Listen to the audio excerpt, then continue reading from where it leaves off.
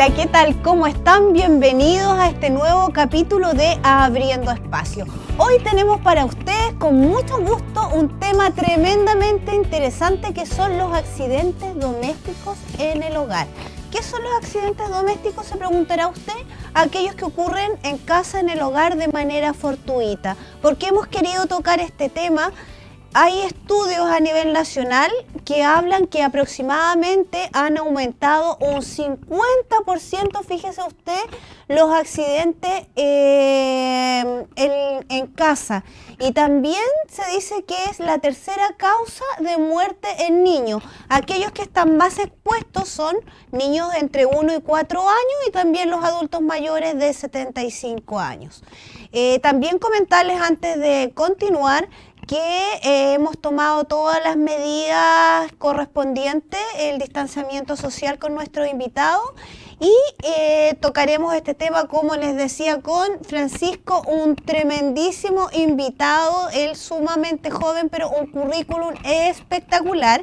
Y les cuento que se llama Francisco Valeria Schonger, es enfermero licenciado en Enfermería de la Universidad Austral de Chile, enfermero de emergencias, diplomado en gestión de instituciones de salud, diplomado en gestión de estrategia, diplomado en liderazgo social, magíster en gestión estrategia de salud, mire usted.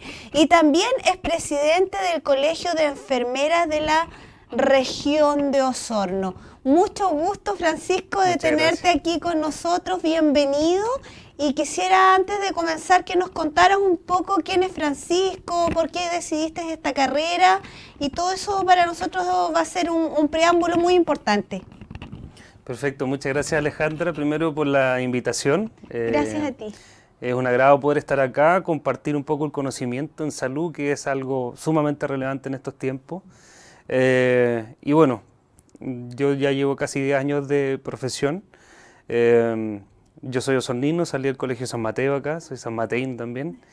Y la verdad fueron por temas vocacionales, siempre pensando en que quería estudiar en el área de la salud.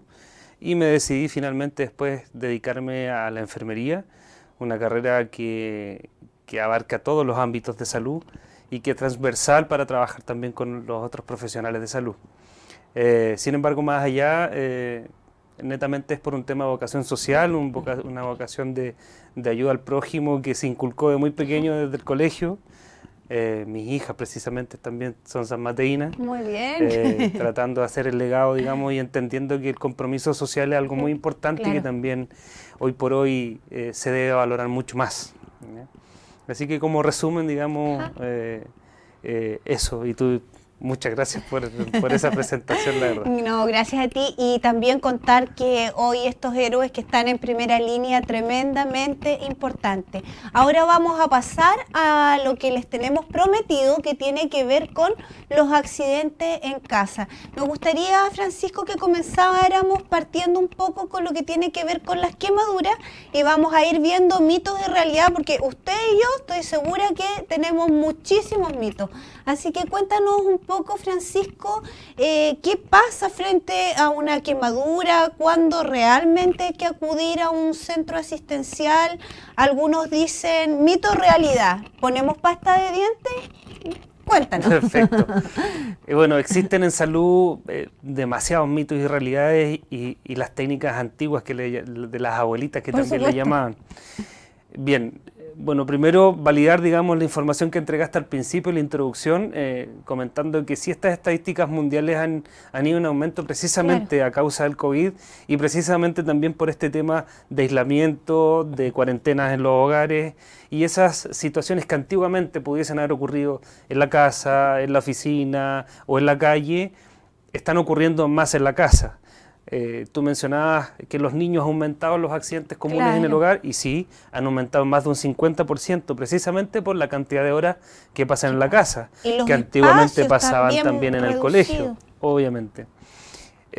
Y también el fallecimiento de los adultos mayores en el hogar, no a causa de COVID, también han aumentado precisamente porque existía la posibilidad de que el adulto mayor pudiese estar viviendo en un hogar de adulto mayor, que hoy por hoy se llaman ELEAM,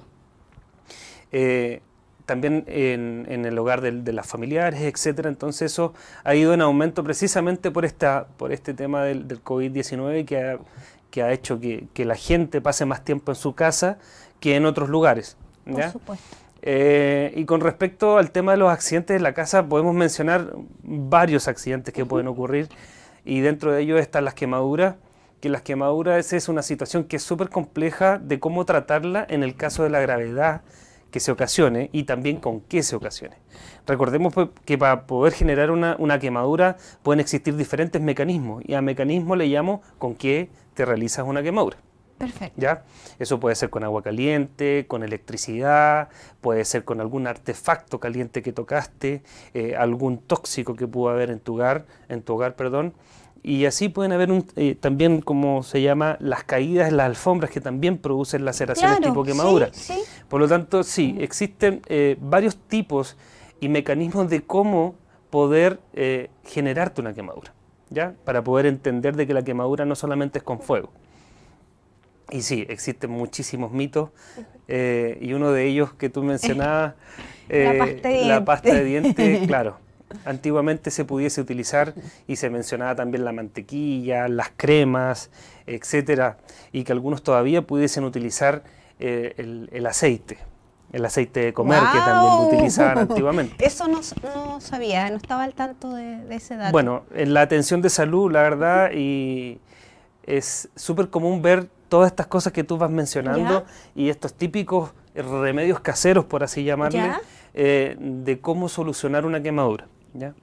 Ahora, lo más relevante y lo que la gente en su casa debe saber es que las quemaduras deben tratarse en un centro asistencial, ya que puede ser una quemadura muy pequeñita, pero esa quemadura, si no es tratada y tiene un grado de profundidad mayor a la primera superficie de la piel, ¿y cómo, perdón que te interrumpa, pero cómo sabemos que ya es un poco más al típico esto rojo, comienza una peladura? ¿Hay algún signo que las mamás pudieran visualizar de alguna manera?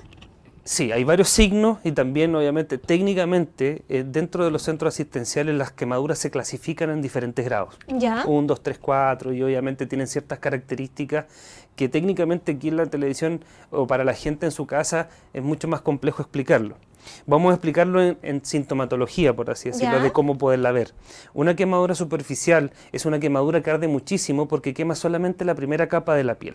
Y esa es la quemadura que más arde, que más duele, pero que queda rojita. ¿Ya? Sí. La típica quemadura que queda con el signo rojo. ¿Ya? Que puede haber sido una quemadura que te acercaste a la olla con agua caliente, por ejemplo, y pasaste a tocar, o la estufa que la pudiste pasar a tocar. Esa quemadura es una quemadura superficial, pero que sí genera mucho dolor. ¿Ya? Y que a la larga, si no es tratada, porque muchas veces no tenemos este cuidado de lavarnos las manos con regularidad, de poder poner un protector o de poder hacer una curación, que no tenemos el conocimiento, esas quemaduras pueden llegar a producirse una infección y que puede pasar una complicación mayor, que generalmente puede ocurrir en la casa. Porque la gente dice, puede decir, no, pero es una quemadura chiquitita. Pero a la larga después tiene toda la mano infectada, tiene toda inflamada la mano con aumento de volumen, muchísimo dolor, y eso es solamente por falta de cuidados nuestros. Pero mi pregunta va, por ejemplo, ahora que estamos en este tiempo de pandemia y sobre todo a nosotros, las mamás, los papás, los abuelos, quienes estamos con los niños en casa, nos da mucho miedo acudir a un centro asistencial. Por lo tanto, si yo veo que se pasó a tocar y ocurre este enrojecimiento, ¿tú aconsejas llevar al niño o recomiendas poder buscar algo como paliativo, agua o algún otro método? A ver, hoy por hoy debemos informar también a la comunidad que todos los centros asistenciales están atendiendo con esta división de la atención que es con sintomatología respiratoria y la atención que es sin sintomatología respiratoria. Perfecto. Recordemos que eso no nos aísla totalmente del virus que hoy por hoy nos está azotando a nivel mundial, pero sí la recomendación esencial en una quemadura, sobre todo en niños, porque las lesiones, claro, las lesiones en la piel son muy delicadas y en niños aún más, porque los niños no van a tener los mismos cuidados que un adulto. Y la piel es más delgada también. Exactamente. Pero ellos tienen la capacidad de regenerar mucho más rápido que un adulto. Por lo tanto, ¿cuál es el consejo primordial? Es, si tengo una quemadura, dependiendo de qué mecanismo la realice, por ejemplo, voy a poner el ejemplo de quemadura con agua caliente o fuego. Es sumamente importante que en vez de sacarle la polera o sacarle la ropa que está teniendo sobre la piel, es mojar ya sea la extremidad superior, el brazo, la mano, el hombro o el pecho, que generalmente es un típico accidente con los niños pequeños que pasan a traer la taza con agua caliente que estaba encima de la mesa, que estaban tomando once, o que entran a la cocina y toman una olla y se da vuelta. Ese es un típico accidente en niños menores de 7 años. Y que las tasas, digamos, de gravedad son enormes, porque las quemaduras en los niños son indicadas como de gravedad. Por lo tanto, el consejo primordial es, al sufrir una quemadura, lo primero que debo hacer es mojar sobre la ropa. Si es que me quemé con agua caliente, por ejemplo, eso se va a pegar a la piel. Por lo tanto, si tú llegas y levantas la camisa o el suéter que puedan tener puesto, o la polera, manga larga, eso va a salir todo con la piel. Por lo tanto, tú tienes que mojar con agua fría, agua de la llave, o si tienes suero fisiológico, mojarla con suero fisiológico, pero no descubrir de una sola vez. ¿Ya? Perfecto. Y lo ideal sería si que tuviéramos apósito estéril, que son estas gasas o estos parches, digamos, que vienen estériles, que hoy día son mucho más fáciles de acceder a ellos, porque los venden en las farmacias. En Osorno también existen varios centros en donde venden este tipo de insumos, y que no son tan caros para poderlos obtener. Idealmente pudiésemos tener un pequeño botiquín en la casa con herramientas necesarias para poder atender una situación de emergencia. Y ahí obviamente después de eso, de mojarlo, envolverlo, digamos, con este apósito estéril idealmente, pero si no tengo una sábana limpia o digamos un polerón, digamos, que no directamente sobre la piel, porque obviamente eso va a significar que salga toda la piel después cuando lo saque. Por supuesto. Por lo tanto, siempre es importante mojar la piel primero que todo, con agua, ¿ya? Y después llevarlo al centro asistencial más cercano, porque ahí le van a realizar una curación como corresponde, le van a dar analgésicos para el dolor, porque dependiendo del grado de la quemadura, que hay que clasificarla, y quien la va a clasificar va a ser el médico, que la va a ver, se le va a entregar una atención, además de hacerle una curación acorde a que no tengan mayores complicaciones después de una quemadura. Perfecto.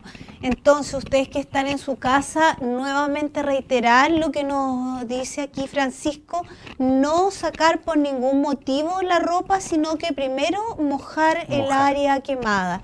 Muchas gracias, Francisco, esto está tremendamente interesante, pero vamos a continuar. Mira, otro accidente que yo había tomado aquí nota, que está siendo muy frecuente, es la intoxicación. Hoy en día se están manejando muchas cosas, medicamentos, alcohol gel, desinfectante, y también los niños a veces recurren mucho a la cocina y el baño, donde generalmente están estos elementos y están no siempre bien resguardados, sino que están al alcance de ellos. Entonces, ¿qué nos recomiendas en el caso de intoxicación? Ahí, como les decía Mito, ¿inducimos el vómito? Sí, no. Tomar leche, por ejemplo. Hay, como tú bien dices, muchas cosas populares. Quisiera que nos aclararas un poco, o va a depender también del químico, de la sustancia que se ingiera. Claro. Bien, en relación a las intoxicaciones, lo primero que hay que destacar es que hay intoxicaciones con diferentes, digamos, sustancias que se pueden realizar, pero también debemos clasificar las que pueden ser intoxicaciones que son de emergencia, y hay otras intoxicaciones que son causadas o autocausadas, por así decirlo. ¿Ya? Es súper importante destacar que uno de los principios y de lo más fundamental, digamos, para evitar las intoxicaciones es responsabilidad nuestra como adultos. Claro. Poder tener fuera del alcance de los niños medicamentos, cloro, sustancias tóxicas, alcohol gel, alcohol, etcétera. O sea, todo eso, digamos, es responsabilidad nuestra. Primero, evitar, la primera como la primera recomendación para evitar intoxicaciones es eso. Nuestros cuidados y nuestra responsabilidad como adultos de tratar de que dichas sustancias peligrosas para los niños puedan ser obviamente retiradas del alcance de ellos, ¿ya? Igual, Francisco, un poco contarle, he visto muchísimos casos que es la típica vitamina C, ¿cierto? Entonces los papás le dan la vitamina C casi como si fuera un caramelo, entonces le dan una vitamina y el niño comienza a asociar que esta vitamina que es como entre remedios y finalmente también confunde y cree que cualquier medicamento es factible de poderlo tomar, o que también como el paracetamol, y me ha pasado desde muy cerca, que mi hijo me dice, me duele tanto la cabeza, ¿por qué? Claro, el paracetamol es dulce, es rico, pero es que hay que explicarle y educar desde súper pequeño que sí, que no. Entonces ahí un poco cuéntanos. Exacto, no, hiciste unos súper buenos ejemplos que es súper típico en los niños que empiezan a confundir, porque hoy por hoy los medicamentos, a diferencia de antiguamente cuando nosotros éramos niños, que los medicamentos eran todos malos, hoy los medicamentos para que el niño lo tome vienen todos preparados para que sean dulces. Ya. En su mayoría, no voy a decir todos. Pero eso es un arma de doble filo, porque el niño piensa que el medicamento, claro, es como un dulce, como tú lo mencionabas, y va a pensar que todos los medicamentos son iguales. Entonces va a llegar y se va a echar a la boca de repente, y puede haber una persona que tenga un tratamiento crónico, como la hipertensión, por ejemplo, que es un típico accidente en los niños, es que el niño vio en los medicamentos del abuelito encima del velador y se los tomó. Y de repente tomando antihipertensivos, que va a producir una hipotensión severa, que es la baja de presión arterial, y va incluso a producir en su mayor gravedad la muerte. ¿Y cómo nos vamos dando cuenta que ahí tomó algo, que pasó algo? Bien, hay sintomatologías de repente que son súper claves en las intoxicaciones y ahí era importante donde te hacía referencia a qué sustancia. Porque podemos tener intoxicaciones medicamentosas, que es cuando tomamos un medicamento, que no es el que normalmente tomamos, y obviamente en los niños va a ser más perjudicial. Segundo, puede ser algún tóxico, alguna sustancia tóxica como el cloro. ¿Ya? O el alcohol al 95%, que es el típico alcohol que se utiliza, o al 70% que se utiliza en la casa. ¿Ya? Que de repente en la farmacia la gente compra estos alcoholes y los deja guardados de repente en un cajón y lo encontró el niño y se lo tomó. Y hoy están también muy a la mano por el tema de la desinfección, entonces uno generalmente, y claro, lo dejas encima de la mesa para cuando tú llegues y claro, a veces no tenemos el resguardo. Todo el rato tomándolo. Entonces, siempre es importante saber que, sobre todo en esta época de contingencia, en que estamos todos preocupados de hacer un aseo con desinfección, ojalá tratando de siempre limpiar con cloro toda la superficie, el cloro es súper dañino, primero para los niños, pero también para los adultos, ¿ya? Y después pueden haber intoxicaciones por comida, que también no la mencionamos, pero que es muy recurrente para las personas alérgicas hacer lo que se llama, perdón, que hice una... el shock, por ejemplo... ¿Alimentario? Claro, el shock alimentario que pudiese producirse porque, por ejemplo, una persona que es alérgica al yodo comió o ingirió marisco, voy a decir la palabra, y de repente hizo una reacción alérgica que lo llevó al shock, ¿ya? A un shock anafiláctico, que es la palabra técnica para decir que una reacción alérgica se agravó más allá y que comprometió la parte del sistema completo de la persona. En ese sentido, que empezó con dificultad respiratoria, que ya está mucho más pálido, que le cuesta muchísimo respirar, que tiene sensación de ahogo, ese es un claro signo de un shock anafiláctico, ¿ya?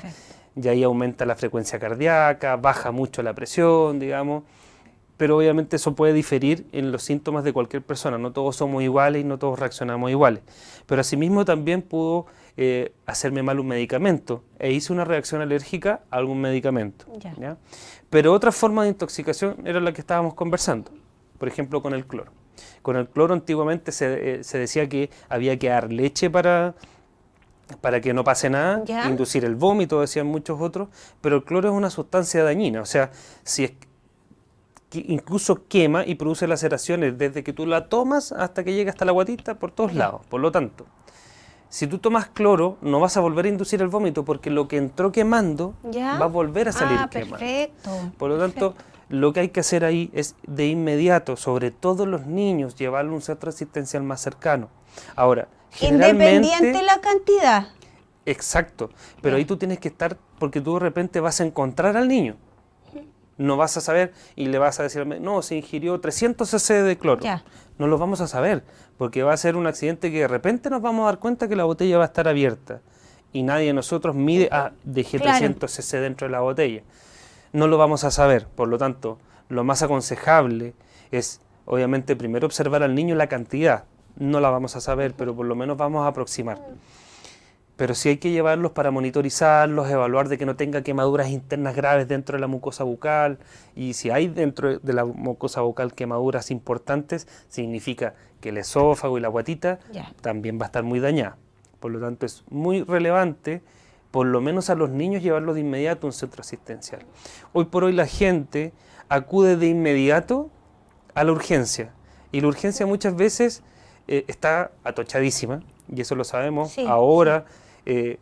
No está tan atochada como antiguamente, obviamente porque toda la gente tiene temor de ir por el COVID, pero también están los SAPU, que es el servicio de atención de urgencia, pero de los consultorios. Y acá nosotros tenemos el consultorio de Los Carreras, tenemos el consultorio de Rahue Bajo y tenemos el consultorio de Rahue Alto, que también prestan atención de urgencia hasta las 12 de la noche. ¿Ya? En el ¿Todos los días? Todos los días. ¿Ya? Los días lunes a viernes de las 6 a las 12 de la noche, y los días de fin de semana o feriado de las 12 del día a las 12 de la noche. Y que también pueden hacer una primera evaluación de la situación. Perfecto. Y obviamente si el paciente encuentra el médico que lo evalúe, la enfermera que lo evalúe o enfermero, va a ver la situación, va a evaluar y va a decidir si es necesario derivarlo o no a la urgencia pediátrica. ¿Ya? Lo mismo en los adultos. ¿Ya? Pero lo que te hacía la referencia entre la intoxicación de un niño versus adulto es que muchas veces el adulto solo trata, por ejemplo, de matarse, o que ingirió medicamentos a propósito, etcétera. Ese tipo de situaciones hay que llevarlas porque hay un trastorno de fondo, que son otros trastornos que no es solamente tomarlo, que no es un trastorno que sea un accidente en el hogar, sino que hay un trastorno psicológico ahí que hay que tratar y que hay que evaluarlo. ¿Ya? ¿Y la leche, Francisco, por qué nace este mito de la leche o no es mito? Mira, la leche inclusive se da para las personas que tenían vómito. O sea, los antiguos decían, no, tómate un vasito de leche cuando es para que se te afirme la guatita. Perfecto. Y generalmente, haciendo el análisis de por qué pensaban de la leche, es porque la leche recubre la mucosa gástrica y la protege, digamos. Ya porque se digiere en el estómago, obviamente en los intestinos se absorbe, pero la leche viene a ser como el protector de la mucosa gástrica. Ese era el pensamiento que antiguamente se le daba al que si tú tomaste cloro tienes que tomar esto porque te va, o lo mismo los medicamentos. Pero eso es un mito, no es una realidad, digamos, que proteja, que me va a proteger totalmente si ingerí cloro. Voy a tomarme un vaso de leche y con eso voy a estar sanito, no es así. O sea, por ningún motivo se ocurre esto, usted le dé leche y con eso se queda tranquilo en la casa y cree que esto pasó. Eso sería un error tremendo que pudiese incluso llevar a un episodio mucho más grave, digamos, ¿ya? Ahora, en todos los accidentes siempre van a haber diferentes grados, digamos, de gravedad, ¿ya? En las cuales es súper importante, y esto nos da para mucho tiempo más, que no lo tenemos ahora en el programa, pero para conversar de cada una de las cosas y las diferentes gravedades de cómo identificar cuándo yo llevar o no a una persona. Es tremendamente interesante. Mira, Francisco, yo quiero un poco retroceder aquí. Esto no tiene mucho que ver con lo que estábamos hablando de la intoxicación, pero tengo una gran duda y creo que también puede tenerla usted, por eso no quiero dejar de hacerla. ¿Cuál es? La siguiente. Tú hablaste en algún minuto de lo que era la intoxicación por consumir yodo, ¿cierto? Tengo entendido, no sé si estoy mal, espero que tú me corrijas, que hace ya un tiempo nos están haciendo las curaciones con yodo, porque precisamente también un niño que fuera alérgico al yodo le pudiera producir alguna dificultad mayor, ¿o no es tan así? A ver, lo que pasa es que en la evolución de la salud y obviamente en la evolución de las técnicas para poder realizar curaciones, el yodo no se utiliza como para poder hacer una curación en sí, sino que el yodo es un antiséptico que me permite poder liberar de microorganismos, por así decirlo, para explicarlo de manera muy sencilla, dentro de un procedimiento. Y hoy por hoy todavía se utiliza mucho también en el pabellón, o para hacer algún procedimiento quirúrgico. Se utiliza para liberar, digamos, de microorganismos la zona en que yo voy a intervenir. Pero para poder hacer una curación, tú no utilizas yodo en sí, sino que hoy por hoy se utiliza el suero fisiológico. Ah, perfecto. Ya. Esa era la duda. Ya, pero no es que tú, por ejemplo, hagas una curación con yodo. Claro, y eso no te va a producir una alergia como cuando lo ingieres. ¿Por qué lo digo? Porque los papás todavía compran el yodo para hacer las curaciones en casa, por eso te como te digo, también sirve porque, como te digo, es un antiséptico, por lo tanto, también ayuda a que no se infecte la piel. Pero teniendo el cuidado, obviamente, como tú dices, que no exista un tipo de alergia al yodo. Claro, porque obviamente no va a ser lo mismo que yo limpie una zona, por ejemplo, herida, que se me va a producir eritema, que es cuando se pone roja la piel, y no me va a pasar nada más, que a diferencia si yo lo ingiero, porque eso entra a mi sistema. ¿Ya? Eso entra a mi sistema y puede producir una complicación mayor. Ahora nos va quedando muchísimo más claro, tremendamente interesante esta primera parte del capítulo, y invitarlos a una pequeña pausa comercial y ya volvemos. No se vayan ni sigan en nuestra sintonía.